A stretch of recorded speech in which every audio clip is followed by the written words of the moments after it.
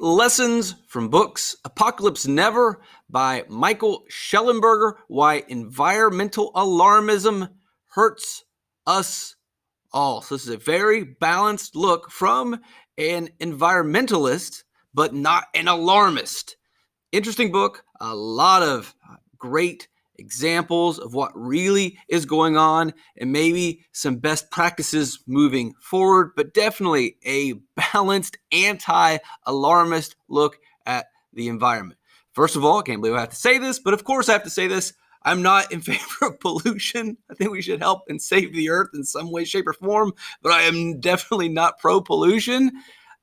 I can't believe I have to say that, but this is the way that it is. So there's this idea or belief, and most of this is taken from Shellenberger's book. About 80% of this video would be from Shellenberger's video.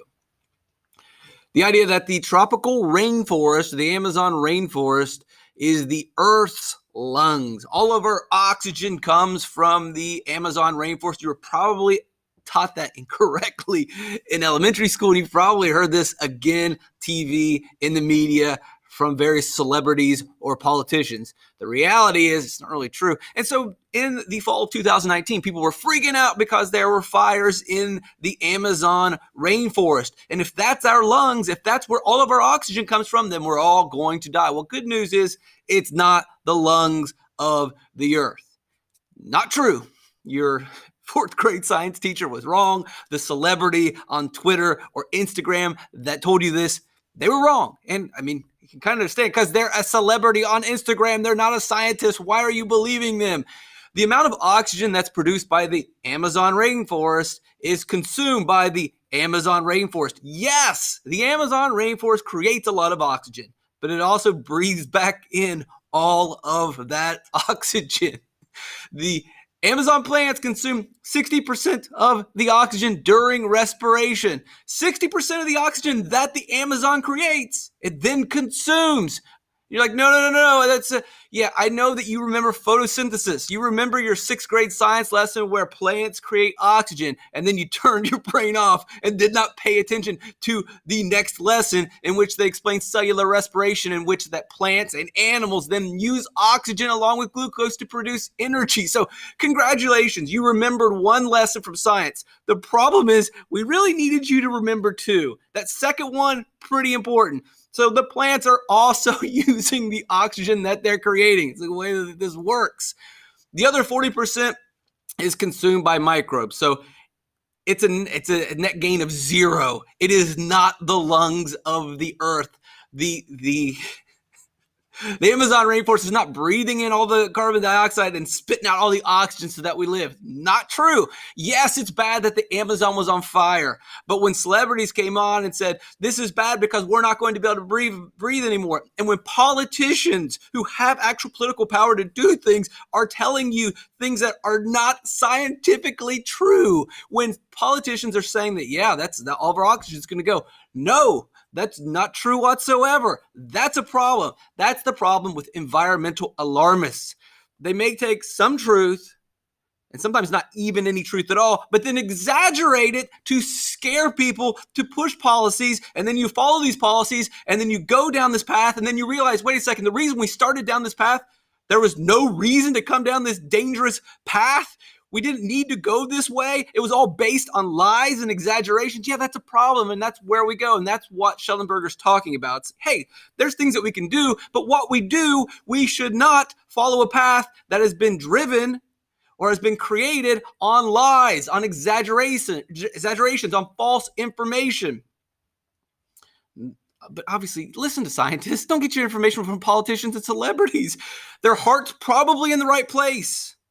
But we're not talking about heart. We're talking about science. This is supposed to be about science, not about feelings and emotion. I know you can care about the earth, but in crafting policies to help save the earth or finding out a plan, let's make the plan based on, well, what's really the facts, not on what you are dreaming up in your ideological fantasies. All right, let's talk about ivory. So elephant ivory was used to make piano keys. So you kill the elephant, you take the ivory, you make piano keys also for cue balls. The substance that was used for cue balls was elephant ivory. And so for the longest time, human beings nearly killed all the elephants so that we could get the ivory, so that we can make our little trinkets, our nice little things. That's a problem. Well, yeah, it's a problem for the elephants, but also once you kill all the elephants, no more cue balls. What are we going to do if we don't have any more cue balls? No more pianos. And I mean, that's kind of a sad thing to not have pianos anymore, but it's a little bit more sad to kill all of the elephants. So you're probably thinking, well, we didn't do that. We saved the elephants. All right, well, who's we? Because you probably think we is the government. You probably think we are environmental activists that saved the elephants. That's not the case. The we was we, the market. And you're probably saying, no, capitalism's evil. Money, greed, it's evil. How could that possibly save the elephants? It was definitely the government with laws. It was definitely activists with pushing change that saved the elephants. It was not. It was that greedy, dirty capitalist market that you despise that saved the elephants. Here was the problem that happened. Because they had killed all the elephants, the ivory was becoming scarce. And so there was a low supply of ivory. And we all know as scarcity occurs or as supply goes down, price goes up. And it became too expensive for the manufacturers to continue to make piano keys, to continue to make pool cues. There's a famous example of a guy who said, I'll give $10,000 to anyone who can find an alternative to this problem. We're running out of elephants to kill. We're running out of elephants to kill. We're running out of ivory. And when we don't have ivory, there's no more pianos. There's no more pool cues. There's no more a bunch of other things. We've got to solve this problem. We, the market, have to solve this problem. We, the manufacturers, we, the producers, we, the consumers, not we, the government, not we, the activists. The market sees a problem and decides to fix the problem. Not because they love the elephants. Never because it's about emotions and feelings. It's about money, folks. And so the scientist says, well, I can study frog digestion. And don't ask me why that's the first thing that popped in my head. It's the first thing that popped in my head. He could study frog digestion, or this scientist could spend his time coming up with an alternative to ivory. And if you want to imagine, well, he's doing this because he wants to save the elephants, fine. Compartmentalize that and think that the scientists are doing it to save the elephants. Or you can be real and say he's going to do this because he's going to make a lot of money. There's an incentive, not just the $10,000 that was guaranteed if you can find an alternative, the money that's going to be made via this alternative. You'll get rich. What do you think motivates human beings? What do you think motivates scientists? No, scientists are a different breed. They are morally superior and they're motivated by wisdom. And come on, they got bills to pay. They got to put their kids through college. They want a nice car. They want a 2-car garage. How do you think they're going to pay for that? Frog digestion? Think again.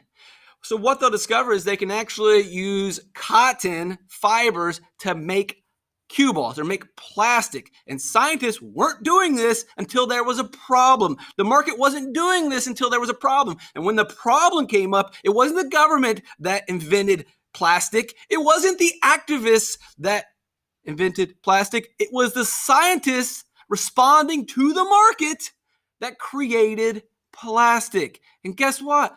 You save the elephants. You turn the cotton into plastic. We no longer have to kill the elephants. The elephants are still here today. It wasn't the government. It wasn't the activists. It wasn't the environmental alarmists. It was the market that said it's getting too expensive to turn ivory into piano keys. It's getting too expensive to make pool cues. We've got to figure this out. We, the market, have to figure this out. And they did figure it out, not with the help of the government, not with the help of the activists. If it was up to the government, if it was up to the environmental alarmist activists, the elephants would be dead. But thank goodness for those greedy capitalists, because we saved the elephants, and the elephants can sing and dance. And guess what? The elephants will remember this, because elephants don't forget. I was going to do a GIF for that, but I didn't. All right, switch a little bit here, but we're not really switching at all. That's a trick. So I'll get back to that. We probably have seen this YouTube video where and again, this is from Michael Shellenberger's Apocalypse Never. You remember the video on YouTube of, the straw is in the nose of the turtle. It's terrible. It's tough to see. Every time you have one of those 6-pack rings with the plastic, you chop it up because you're afraid that it's going to go on a dolphin's snout or whatever, and it's going to go in the ocean and kill a bunch of things. Yeah, it's horrible. It's terrible. It's awful. It's not good. And the video is terrifying. And so the solution to most people is, we got to get rid of the straws. Whoa. Hold on. we got to get rid of the straws. That's your immediate response. I get it. I understand your emotion. I understand your feelings, but let's look at the facts. So we do know that the fact that this straw got in this elephant's nose, it's cringy, tough to watch. But we also know that elephant ivory was turned into kind of an early form of plastic. That's how they made cue balls. They used the ivory to make piano keys, not necessarily plastic, but some form of plastic. Had a plasticity to it. Well, also turtle shells, sea turtle shells, are based on the keratin in the shell, and it's not really a shell, it's its skeleton, but based on that, they could use the turtle shell, which they would sometimes cut off while the turtle was alive. Sometimes they would boil the turtle alive. Some pretty terrible stuff. You think a straw in the nose is bad? Well, what they used to do to rip these turtle shells so that they could use the keratin to make early forms of plastic, just like they were making early piano keys. And I'm not going to go into exactly the products that they were made from these tortoise shells. You can check out his book. It's interesting. What the actual plasticity is used for in Japan in particular. We're not going to say that in this video. We'll keep it PC. Or at least PG, not PC, PG. So we know that elephants, we were using their ivory. We're also using the turtles for early versions of plastic. And then science invents plastic. And so now we no longer need to kill the turtles. There's no longer a turtle genocide like there's no longer an elephant genocide. We save the turtles. Who's we? The scientists, not the government, not the environmental alarmists. It was the scientists responding to market demands, finding an alternative. Sure, maybe some of them are like, well, I really wanted to save the turtles. I don't know about you. Okay, that's cool. But the rest of us were trying to make money. The invention of plastic saves the turtles. So, but the invention of plastic leads to the, oh no. So which is it going to be? If we get rid of the plastics, like you just said earlier, get rid of the straws. Okay, well, where are we going to get our plastic from? Where did we get our plastic before when we didn't have plastics? Yeah, we killed the turtles. So, the invention of plastic saved the turtles, but it did lead to this. And you're probably saying, what do we do? That's right. This is the moment where we cue up the Thomas Sowell. There are no solutions. There are only trade-offs. You cannot have it both ways. You can't have happy turtles without straws in their nose and have plastics. It's one or the other. You cannot live in a world where, yes, we're enjoying all the plastics and also the turtles are never going to have straws in their nose. There's no solution. There are trade-offs. Which trade-off do you want? Do you want a world without plastics, or do you want a world with happy turtles? Look at the trade-offs. What would you decide? Ultimately, I think you're going to decide the plastic. Well, you've chosen wisely. If you followed me, say, like, we got to go with the plastic, we'll try to reduce as much as we can. We're going to have to deal with occasionally a turtle's going to get a straw up its nose, but we got to stick with the plastics because there's a bunch of other reasons, the trade-offs. So that's my wise choice. And I'm willing to deal with those trade-offs. Now, some people are impractical. Some people are ideological. Some people, usually on the left side, will call it not necessarily the left, but the unconstrained vision, those that suffer from, or at least choose to believe in the unconstrained vision. They do not accept this concept. They do not accept that there are no solutions. They do not accept that there are only trade-offs. They believe they can solve problems. And California is a perfect example. You might remember this movie. If you don't, too bad. I feel sorry for you that you don't know where this GIF or GIF comes from. So California suffers from the unconstrained vision, or they choose to believe in the unconstrained vision. They believe that they can have solutions. And one of their solutions was, guess what? We'll just ban plastic. We can ban it. There are no trade-offs. There are solutions, according to them. Okay, well, so all right, well, let's play this out. Let's see how this works. So you're going to get rid of plastic bags. People are still going to the grocery. People are still taking things home. So they have to use paper bags or mesh bags or cotton bags, or they have to use a bag of some sort because you can't go home with your groceries just juggling them. You have to carry them in something. Well, guess what? When you make paper bags or cotton bags or whatever type of bag it is you make, you use more energy. You burn more power in creating these. You'd have to use these paper bags 43 times to have less of an impact on the environment. Good job, California. You ban plastic bags. Everybody's got to use paper bags, which are less helpful for the environment. Unless, of course, everyone's using that paper bag 43 times. You're not using a paper bag 43 times. Get out of here. You're not. That's what happens when you think you're going to find solutions. There are only trade-offs. trade-offs. All right, great. We don't have plastic bags floating in the ocean. Cool. What was the trade-off? Well, now we're going to burn more energy by doing paper bags. You didn't come up with a solution. There was a trade-off. This is what you chose. Is this better for the environment? Probably not. And it's definitely probably not, because when you figure out the plastic bags that you're keeping from the ocean only make up 0.8% of the ocean waste. So great. So 0.8% of the ocean waste. All right, we got that taken care of, but we're just going to consume a bunch more energy now with the paper bags. Not to mention people don't really like paper bags. Trade-offs. This is the key philosophy of the constrained vision. The unconstrained vision believe they can solve every problem. They'll just figure everything out. That's just not the way that it works, people. All right, well, what about plastic bottles? Forget the plastic bags. We can at least get rid of the plastic bottles. There are no solutions, only trade-offs. So you switch from the plastic bottle to the glass bottle. Well, it's 170 to 250% more energy is used to make this bottle, and then 200 to 40%, 400% more carbon is emitted through the manufacturing process. So there's your trade-off. Great. You got rid of the plastic bottles. You're now using glass bottles, but you're burning more energy, which is not good for the environment. There are no solutions. There are only trade-offs. We kind of alluded to this. Yes, this is a terrible sight. We've got all this plastic in the ocean. We probably should do something about it. It's a concern. Eventually, these polystyrene, sorry, like styrofoam. Polystyrene break down into microplastics. So these bigger plastics eventually in the ocean break down into microplastics, whatever. Plastic's plastic, big, small. It's a lot of plastic that's into the ocean. Well, it's not whatever, because as it breaks down into smaller pieces, it's going to continue to break down. And when scientists went out and studied the plastics in the ocean, they found out, like, whoa, this is not bad. This is, by the number, it's 100 times. They found out 100 times less plastic than they expected. So they expected to find all this plastic, and they found 100% less plastic than they expected. So they're like, where did it all go? There should be a bunch of plastic in the ocean. This should be really bad, but it's not. So what's going on? So they looked at it, and they looked at these microplastics and trying to figure out, well, what's going on? And they came up with the conclusion. Now, it hasn't completely been proven yet, but this is where they're leading, that the sun is breaking down these plastics in the ocean. The environmental alarmist activists are going to tell you it's going to take thousands of years of this plastic in the ocean. In reality, scientists say that's about a decade. In about a decade, the plastic breaks down. Thousands? A decade.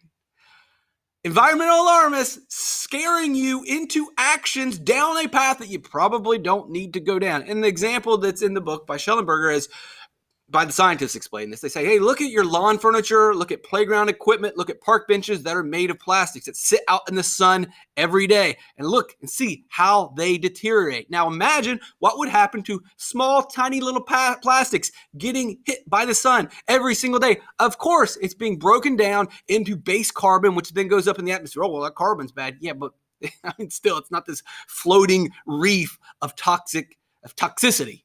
It's breaking down. It's coming back part of nature, right? And so the carbon then will get consumed by the plants, in theory. So the sun's breaking it down is the point. It's not going to sit there for 1,000 years. That plastic bottle that you're drinking out of right now, that you feel infinite guilt about, when you're drinking, like, oh no, this plastic bottle's going to end up in the ocean. Well, yeah, but in 10 years it'll be gone. Sure, it would be great for it to be better. It would be great for us to find another way, but there is no reason for you to cry tears over your plastic bottle. We're doing all right. We're doing a lot better than we can. So what are some of the big takeaways here? Well, obviously, we can reduce and reuse and do things better. But one thing that I want to caution with some of these videos, please don't become a conspiracy theorist. It's okay to be skeptical. And it's okay to read this book and to develop a sense of skepticism and to want to understand truth and fact and be objective. But don't go off the deep end. Don't go way out there on a limb. Balance it out. So, and please, watching these videos, don't become a conspiracy theorist. And let me give you an example. So we don't want to become conspiracy theorists, but we still want to be skeptical to a certain degree. I mean, you look at this 1989 article, which Shellenberger will mention. UN predicts disaster if global warming is not checked. That was in 1989. They said we had 10 years. In 1989, the United Nations said we had 10 years. So it's okay to be skeptical, right? You want to be skeptical when you read these things because clearly they missed that. By my calculations, we all should have been dead about 20 years ago, but we're still here and I'm still recording these videos somehow. How did that happen? So they were wrong. So when you read or when you're studying, it's okay to be skeptical. Don't become a conspiracy theorist, but don't do this. But you should be skeptical to a degree. You don't want to be stupid. There's too many people that just don't know and just believe whatever they're told. And I guess I can call people stupid as long as the president did. I was going to use a dunce cap thing, but that offends people. So I went with this because I don't think I can get away with it because it's the president saying people are stupid. I think you can kind of get away with it too if you've got like an animal in a dunce cap. That's kind of appropriate as well. It's not a human being. But don't be stupid. A lot of stupid people read this stuff. Oh, it's all over. And they just don't understand the science. They don't understand how to find different opinions. There's different objective observations. They just, all right, this is what the media told me. We're all going to die. So yeah, there's going to be dumb people. Don't be dumb. Don't be a conspiracy theorist. Don't be naive. Don't be naive with good intentions. That's the other problem. So we've got skeptics. That's probably where you want to be. You don't want to be a conspiracy theorist. You don't want to be dumb when trying to understand the environment. And you also don't want to be this naive, save the world, well-intended person. But when you have these good intentions, you often trust people too much. You believe in people too much. You get your beauty pageant. I want world peace. Just too naive. And you can get used. And who are you used by? Then we also got the people that are probably just evil who are taking advantage of this and are using this as a giant power grab. It's really kind of the big picture of what we're looking at when we look at a lot of environmental stuff. It's okay to be skeptic. Don't be a conspiracy theorist, but don't be stupid and ignorant. You don't want to be naive and well-intended, and you don't want to be the evil people that are usurping power here. So scientists have got us pretty much got it under control. Listen to the scientists. Don't be conspiracy theorist, but also don't fall for anything because you've got to save the earth. The bigger thing is what's the difference between people that are stupid and people who are taking over the earth? Some people just don't know the facts. Some people don't know, it's breaking down in 10 years. Some people just don't know. It's not that they're stupid. They're just not informed. Some people don't know that the Amazon's not really the lungs of the earth. Some people don't know the history of plastic, and that's okay. But then there's other people who do know and are misleading people and taking advantage of these situations. You can check out Planet of Humans. It's free on YouTube. Really good video that will show you kind of the darker side of what's going on. The darker side that's misleading the naive, that's also taking advantage of the uninformed or the dumb people. Let's look at an example, a famous example of either being dumb, being naive, being misled, whichever way you want to look at it. So Ms. Cortez is going to say that the world is going to end in 12 years if we don't address climate change. So where did we hear this before? 1989, you got 10 years and the world's going to end. Well, it didn't end. Here she is again repeating this in 2019. We got 12 years or it's going to end. And she says this is a part of the IPCC's report. 12 years. I'm not making this up. And she says this as earnestly as possible in front of a giant group in a conference or whatever you want to say. It was an assembly. She's on stage and she says this as earnestly as one could. You can see in her face she truly believes it, that she thinks this is a serious issue. 12 years, we're all going to die. Well, okay. Well, let's look at the IPCC report and see what did they really say. What did this panel actually say about climate change? Do we have 12 years left to live? So it says by 2100 or 2100, the economy will be 600% larger. I thought we were all going to die in 12 years. By her calculations, 2030, we're all dead. By their calculations, 2100, we're all alive and doing better. And her calculations were based on their calculations according to her. She said that they said, but they said that, what? That's not, well, I don't care if you won't accept this. This is what they said. They said, if we don't do anything for 12 years, she's like, yeah, get to it. This is where you say that the world's going to end, right? This is where you say in 12 years, we're all going to die. If we don't do anything in 12 years, this is going to be 44% more expensive. We're not all going to die. Not going to happen. If we don't act now, if we wait until 2030 to act, if we wait 12 years, this is where 12 years comes in, it's just going to be a little bit more expensive. Well, I don't care. That's your opinion, man, as the dude would say. But the IPCC is saying 12 years we're not going to die. It's just going to be more expensive. So it's a lot like a credit card bill. You can pay now, and it's going to be cheaper. So we can address climate change now and today, and we can take the hit today, and we'll probably save money over the long run. We can go down that path right now, and it's going to be expensive. It's going to be a shock to the system, but overall it'll be cheaper. Or we can pay later, but it's going to be more expensive. If we wait 12 years, it's just going to be more expensive. The world's not going to end. So plan A or plan B. Now, most people say, just do the plan A, take your medicine, deal with it, get it over with. Okay, but there is a reason why you might choose plan B. You don't got the money to pay for this. Like a lot of people, it's not like they want to cheat the credit card companies. Like, I can't pay my bill right now. Sure, plan A sounds like the best plan in the long run. It sounds responsible, but I ain't got the money. Another reason to choose plan B is a little thing called innovation. Why does innovation matter? Well, if we pay later, it's supposed to be more expensive. According to IPCC, if we pay later, it might be as high as 44%. It might be. But there's also the chance that innovation and inventions will solve the problem. We know that innovation, and we've seen this during our lifetime, as we invent new things and new machinery and new equipment, and as processors become faster, innovation reduces costs. And AOC, Bernie Sanders, most of the people on the side of the green people will say, look, all this technology is getting better. Solar power is getting better every day. Wind power is getting better every day. Solar power water power is getting better every day. And it's going to lower the cost. Okay, well, then if this stuff's getting better, if innovation's happening, it's going to be cheaper down the road. So let's pay later. If your renewables really work, if you truly believe in renewable energy, if you are left, green, progressive, then you believe in renewables, and you believe that they are the answer, and you believe they're going to lower the cost. So then why pay now? Why not wait for that technology to come in? We'll pay later, and it'll still be cheap. That's why you pick plan B, unless, of course, you don't believe in renewables. If you don't think renewables work, if you don't think solar is going to get better, if you don't think wind power is going to get better, if you don't believe that these things are working, then yeah, it would make sense to pay now, because in the long run, it's going to be cheaper. But that would require the Green Party, the left-wing progressives, the Social Democrats to admit that, well, these things aren't going to work. Because if these things are going to work, then there's no reason in acting within the next 12 years. There's no reason to act right now. You would wait until it gets cheaper to address the problem. Why address the problem when it's really expensive? Why not address the problem when it's cheaper?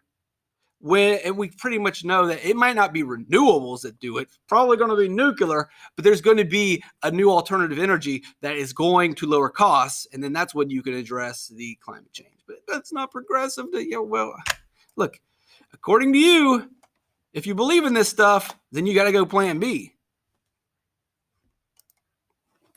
So her response when she gets called out, and like they say, well, actually, the IPCC says, and so they correct her. And instead of her saying, I was wrong, which is what normal, responsible, respectful people do, is admit when they've made a mistake.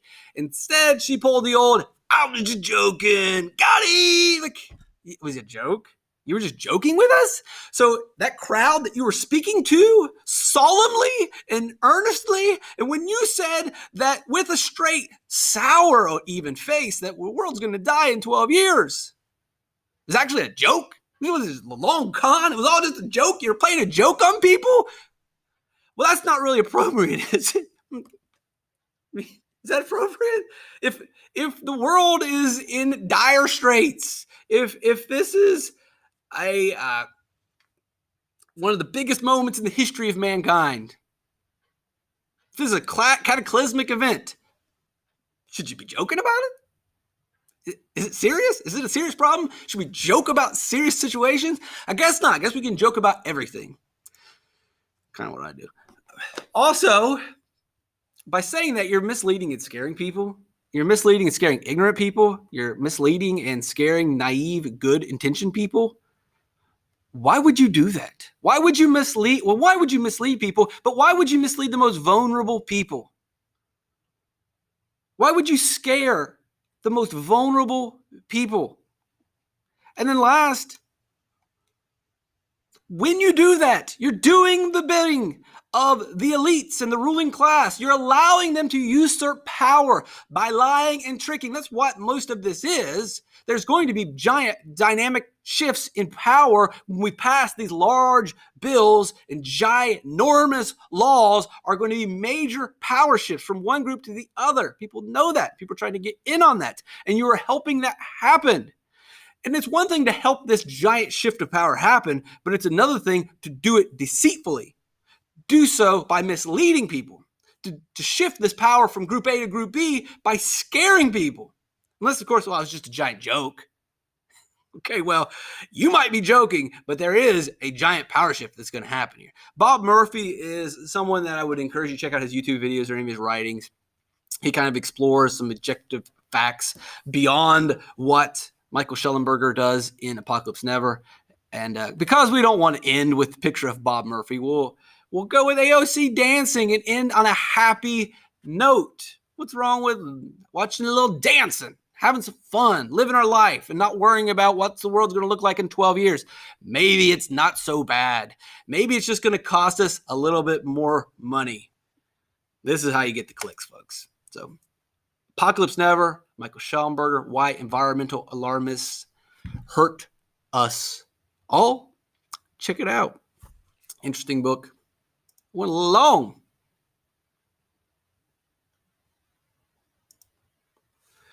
Trying to stop the video, but the video is not wanting to cooperate. Stop video.